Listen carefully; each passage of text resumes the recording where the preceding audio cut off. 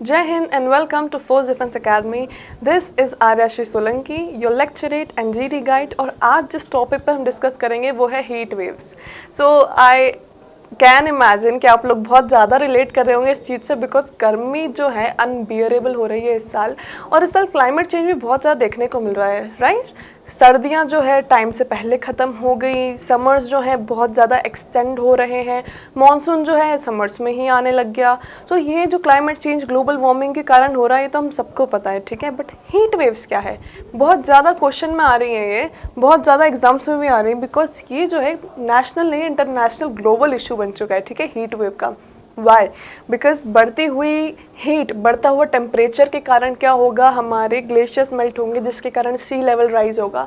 And according to a scientific imagination बोल सकते हैं या प्रूवन थ्योरी बोल सकते हैं कि अगर आने वाले टाइम पे इसी टेम्परेचर से बढ़ता रहा, ठीक है, तो उससे क्या होगा, हमारा बहुत सारा एरिया जो है डूब जाएगा। सिर्फ मालदीव्स नहीं, इवन इंडिया में भी गुजरात जो है ना वो एक आइलैंड बन के रह जाएगा, बांग्लादेश पूरा सिंक हो जाएगा और बिहार पटना तक वो पूरा पानी भर जाएगा। तो this is a very problematic thing.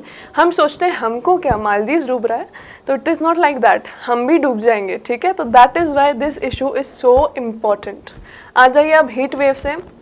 Extreme heat waves are a big problem in India and cause a lot of health and environmental issues, ठीक है। तो हम सब कुछ डिस्कस करेंगे, हम हेल्थ इशूज़ डिस्कस करेंगे, लेकिन इसके पहले हमको ये डिस्कस करना है कि हीट वेव्स क्या है, हीट वेव्स क्यों होती हैं, इससे नुकसान क्या क्या है और इसको ख़त्म या कम कैसे किया जा सकता है। ओके गाइज, तो देन हमने देख लिया कि हेल्थ और एनवायरमेंटल इशूज़ होते हैं। These are a combination of climate risk as well as the risk to society, job, public health etcetera etcetera, ठीक है। तो ये सारे उसके हम बोल सकते हैं कॉन्सिक्वेंसेज हैं एक तरीके से। Okay, more people are dying from heat waves, which means we need to find new ways to prevent these deaths during the summer months. तो बहुत सारे लोग ऐसे होते हैं जो समर में because of these heat waves उनकी डेथ हो जाती है, ठीक है। Yes, these heat waves are that much lethal. हम हमारे घर में पंखे के नीचे, एसी के नीचे, कूलर के सामने बैठ के इमेजिन नहीं कर सकते कि वो लोग जिनके पास से कुछ भी नहीं है वो सस्टेन कैसे कर रहे हैं ऐसी गर्मी में, ठीक है। And then over the top they are dehydrated as well. उनके पास एक प्रॉपर वाटर सप्लाई भी नहीं होता कि वो अपनी इतनी गर्मी में एटलीस्ट प्यास तो बुझा लें। That is why they are so much, they are in so much poor condition. अब आ जाओ, हीट वेव क्या होती है। Prolonged duration of extreme heat is typically referred to as heat wave. अब बेसिकली जो है इंडियन मेट्रोलॉजी डिपार्टमेंट ने एक एक तरीका निकाला है देखने के लिए हीट वेव क्या होती है, ताकि कॉमन लोगों को भी समझ में आए। तो अगर नॉर्मल टेम्परेचर से for example 40 degree Celsius normal temperature है प्लेन्स के लिए और 30 degree Celsius normal temperature consider गया हिली रीजन से। अब इसमें अगर 5 डिग्री सेल्सियस राइज आ रहा है ना, तो उसको हम मान लेंगे कि हीट वेव है। अगर सीवियर हीट वेव में अगर आ जाता है कॉलम, तो वो कैसे पता पड़ेगा कि सीवियर हीट वेव है, इंक्रीज ऑफ 7 डिग्री सेल्सियस और मोर, ठीक है। मतलब प्लेन्स के लिए हमने देख लिया it is 40 degree Celsius, hilly regions के लिए हमने देख लिया 30 डिग्री सेल्सियस। अब अगर इनमें इनके भी जो भी नॉर्मल टेम्परेचर होते हैं उनमें अगर 5 डिग्री सेल्सियस से ज़्यादा राइज है, ठीक है, तो दैट इज़ हीट वेव। अगर उसमें 7 डिग्री सेल्सियस या उससे ज़्यादा का राइज है, that is severe heat wave and this is when people die because of summer, ठीक है। तो हम आगे बात करते हैं कॉजेज ऑफ हीट वेव क्यों होती हैं। First of all, less moisture in the air. अब आप सब जानते हैं कि मॉइस्चर होता है तो हम सबको ह्यूमिडिटी ज़रूर लगती है, बट डायरेक्ट हीट हम तक इतना ज़्यादा असर नहीं कर पाती because of the presence of those water vapour contents in the air and that is what moisture is, ठीक है। अगर वो कम होता है तो बहुत सारे पार्ट्स होते हैं जो ड्राई रह जाते हैं, एरिड रह जाते हैं। It is written here, Heat waves in India are partly caused by the unusual pattern of monsoon rainfall that is happening nowadays, ठीक है। आजकल की रेनफॉल बहुत अनयूजुअल है। पहले जैसे एक पर्टिकुलर पैटर्न फॉलो होता था क्योंकि हमारी इन्वायरमेंट, हमारी इकोलॉजी बहुत ज़्यादा बैलेंस थी, बट अब because of massive deforestation, extreme pollution, हमारे आपकी जो इररिस्पॉन्सिबल बिहेवियर होता है टूवर्ड्स नेचर, इसके कारण बहुत ज़्यादा क्लाइमेट शिफ्ट हो रहा है, रेनफॉल शिफ्ट हो रहा है, ठीक है। उसके कारण जो है हमें ये सब हीट वेव्स देखने को मिल रही हैं।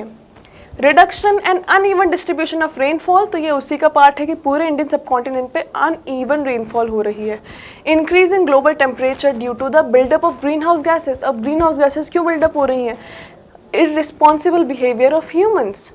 Extreme deforestation, extreme use of vehicles, extreme use of pollutants, इन सब चीज़ों के कारण जो है बहुत ज़्यादा ग्रीन हाउस गैस इकट्ठी हो रही हैं, जिससे ग्लोबल टेम्परेचर बहुत ज़्यादा ही लेवल पर राइज हो रहा है और उससे हमको हीट वेव्स देखने मिल रही हैं. Now high levels of air pollution, this is also another reason of global temperature only. ठीक है, एयर पोल्यूशन जो है उसी से तो टेम्परेचर राइज होता है. डिफॉरेस्टेशन, तो ये सारे जो है हमने रीजंस देखे हैं, हीट वेव के रीजंस हैं ये सारे. डिफॉरेस्टेशन हो गया, आपका एयर पॉल्यूशन हो गया, आपका राइजिंग ग्लोबल टेम्परेचर हो गया, आपका लेस मॉइस्चर इन एयर हो गया, आपका अनइवन रेनफॉल हो गया. ठीक है, तो I think these are the points enough that you will be able to say whenever you are asked about this that what are the causes of heat waves. अब हम इसके इफेक्ट देख लेते हैं. सबसे पहले हेल्थ कॉन्सिक्वेंस. हेल्थ पे तो हम बात कर चुके हैं कि डिहाइड्रेशन होता है, लोग नहीं सस्टेन कर पाते हैं, बहुत सारे लोग समर स्ट्रोक्स, हीट स्ट्रोक से इनकी डेथ हो जाती है, सन स्ट्रोक्स भी होते हैं, बहुत सारी चीज़ें होती हैं because of heat, because of which people even die. You and me will never be able to understand the actual extremity of heat because we are sitting under coolers, fans and ACs. तो हमें actual में कभी समझ में नहीं आएगा. Actual में उन लोगों को समझ में आता है जिनके पास ये सब कुछ नहीं है और जिनके पास पानी भी नहीं है. Okay, economic impacts. Now we will think about what are the economic impacts of it. ठीक है, इकोनॉमिकली हम सोच सकते हैं कि हीट से इकोनॉमिक में क्या इम्पैक्ट होगा. तो फर्स्ट ऑफ ऑल जो लेबर्स होते हैं उनकी प्रोडक्टिविटी समर्स में बहुत कम हो जाती है. ठीक है, सेकेंड ऑफ ऑल बहुत ज़्यादा उनमें एब्सेंटीज भी देखी जाती है. थर्ड ऑफ ऑल लेबर्स जो है फैक्ट्री में because of this heat they want at least एक प्रॉपर एयर सप्लाई. ठीक है, वो चाहते हैं कि कम से कम वो माहौल तो ठंडा हो जहाँ पे वो काम करें, उसके कारण वो एक कूल एटमॉस्फेयर डिमांड करते हैं from their owners. And because of which जो फैक्ट्री ओनर्स होते हैं उनको बहुत ज़्यादा चीज़ें लगानी पड़ती है so that the labours are able to work. उसके कारण बहुत ज़्यादा एनर्जी कंज्यूम हो जाती है. ठीक है, तो जितना उसको प्रॉफिट निकलना चाहिए उतना नहीं होता है और उससे डायरेक्टली प्राइस बढ़ जाता है. ठीक है, आप समझ रहे हैं. मतलब if labours want to work, ठीक है, for of course they will demand कि एटलीस्ट ठंडा तो हो कि हम अच्छे से काम कर सकें. अब ठंडाई पहुंचाने के लिए ओनर्स को बहुत ज़्यादा काम करना पड़ेगा in providing the stuffs, may be coolers, may be ACs, may be fans. उसके कारण बहुत ज़्यादा एनर्जी कंजम्पशन होगा और इसका डायरेक्टली अफेक्ट होगा पूरे बिजनेस के प्रॉफिट मार्जिन पे. उसको कॉम्बैट करने के लिए वो क्या करेंगे, वो अपने प्राइसेस बढ़ा देगा जिससे डायरेक्टली मार्केट पे इन्फ्लुएंस होगा. I hope you all now understand. Agriculture impact. Agriculture impact अब कैसे मैम, ऐसे कि जितने भी क्रॉप्स होते हैं उनका एक टेम्परेचर होता है कि वो इस टेम्परेचर से इस टेम्परेचर में बहुत अच्छे से ब्लूम होते हैं, बहुत अच्छे से उगते हैं. बट अगर एक्सट्रीम समर हो, ठीक है, एक्सट्रीम हीट हो, तो वही क्रॉप्स ख़राब हो जाते हैं, ड्राई हो जाते हैं. ठीक है, और इससे फूड शॉर्टेज हो जाती है और प्राइस भी बढ़ जाती है. क्योंकि अगर क्रॉप्स कम है मार्केट में, खाने के लोग ज़्यादा, जिनके पास बहुत ज़्यादा इंडिया में पॉपुलेशन बहुत ज़्यादा है तो फूड डिमांड फॉर श्योर बहुत ज़्यादा है. लेकिन अगर फूड शॉर्टेज हो गई है एक्सट्रीम समर्स के कारण तो प्राइस ऑफ कोर्स बढ़ जाएगा. Now environmental impacts. Heat waves can lead to droughts, forest fires and degradation of ecosystem. Forest fires बहुत ज़्यादा इंपॉर्टेंट कंसर्न है क्योंकि इससे और भी ज़्यादा फिर एयर पॉल्यूशन बढ़ता है और भी ज़्यादा फिर हमारा टेम्परेचर बढ़ता है. तो ये सब इन्वायरमेंटल एस्पेक्ट हो गए. सोशल इम्पैक्ट में वही बात की जाएगी that always and always in any situation, कितनी भी पूरी हो, हमेशा मिडिल क्लास या अपर मिडिल क्लास या रिच कभी भी इतना ज़्यादा अफेक्टेड नहीं होते जितना वल्नरेबल सेक्शन ऑफ सोसाइटी या पुअर सेक्शन ऑफ सोसाइटी होते हैं. तो that is the social impact. ठीक है, अब हम आते हैं सॉल्यूशंस. ठीक है, हर चीज़ का एक सॉल्यूशन होता है, इसका भी होगा कि कोई कितनी भी एक्सट्रीम प्रॉब्लम हो, every problem comes with some solutions and we should abide by it because ये इतना इंपॉर्टेंट और एक्सट्रीम इशू है.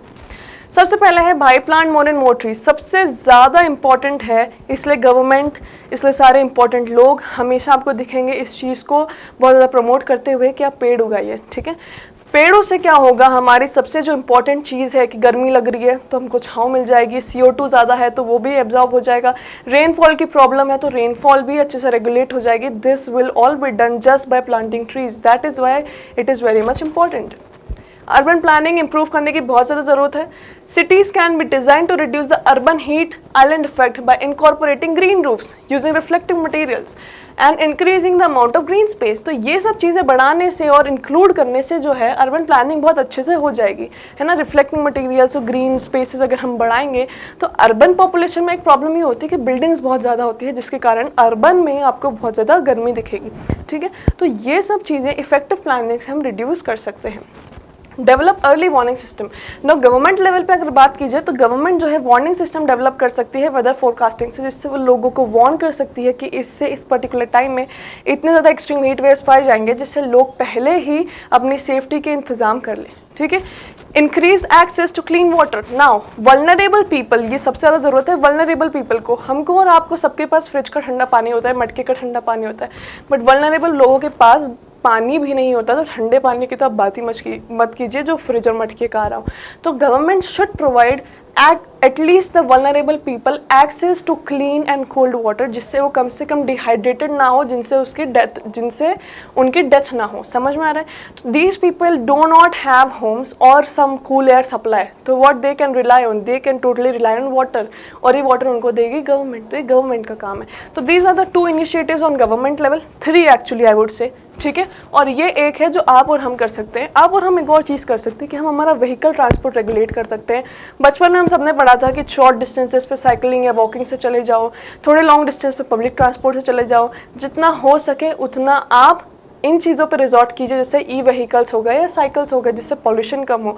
ये सोचने में ऐसा लगता है कि सिर्फ मेरे करने से क्या हो जाएगा, but yes you would bring some change, and when more people like you would contribute in it, definitely a significant amount of change will be observed. और इससे ऐसा नहीं है कि आपके चेंज करने से सिर्फ किसी और का भला होगा, नहीं, आपका भी होगा। ये जो समझ से हम इतने परेशान हैं वो शायद हमारे और आपके ये सब चीज़ें करने से कम हो जाए।